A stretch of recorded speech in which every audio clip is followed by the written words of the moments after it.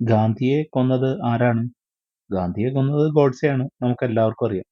പക്ഷേ ഈ ഗോഡ്സെക്ക് ഇറ്റാലിയൻ നിർമ്മിത തോക്ക് നൽകിയ ഗംഗാധർ ദന്തവാദെ എവിടെ പോയി?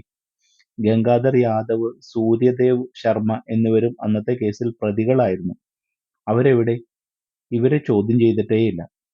2 വെടിയുണ്ടകളാണ് ഗോഡ്സെ വച്ചത്. പക്ഷേ 3 വെടിയുണ്ടകൾ ഗാന്ധിയുടെ ശരീരത്തിൽ നിന്ന് കിട്ടി.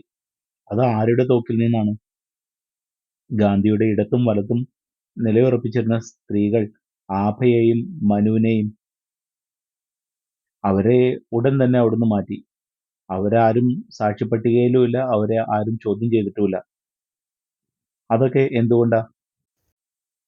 ഗാന്ധി കൊല്ലപ്പെടേണ്ടത് ചിലരുടെയെല്ലാം ആവശ്യങ്ങൾ ആയിരുന്നു എന്നല്ലേ മനസ്സിലാകുന്നത്? ഗാന്ധി എഴുതിവെച്ച വിൽപ്പത്രത്തിൽ കോൺഗ്രസിനെ പൂർണ്ണമായും നിർത്തലാക്കി പകരം ലോക് സേവാ സംഘ് രൂപീകരിക്കണം എന്നായിരുന്നു ഗാന്ധിയുടെ ആഗ്രഹം.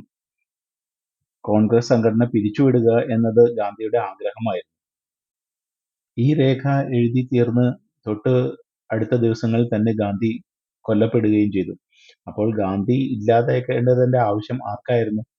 ഇന്ന് അതേ കോൺഗ്രസ് നെഹ്റുവിന്റെ പിൻഗാമികൾ വിൽപ്പന ചരക്കാക്കി വച്ചിരിക്കുന്നു. ആരൊക്കെയാണ് ഗാന്ധിയെ കൊന്നത് എന്ന ചോദ്യം ഇന്നും ദുരൂഹത നിറഞ്ഞതാണ്. ഗോഡ്സെയ്ക്ക് തോക്ക് നൽകിയ ഗംഗാധരന്റെ മകൻ ഒരിക്കൽ പറഞ്ഞു, സത്യം പുറത്തു വന്നാൽ ഭാരതത്തിൽ വലിയ രാഷ്ട്രീയ യുദ്ധം ഉണ്ടാകുമെന്ന്. യഥാർത്ഥ സാക്ഷികളെ വിസ്തരിക്കാതെ തിടുക്കത്തിൽ ഇത് ഗോഡ്സെയെ മാത്രം ഉന്നം വെച്ച് കേസ് ക്ലോസ് ചെയ്തു.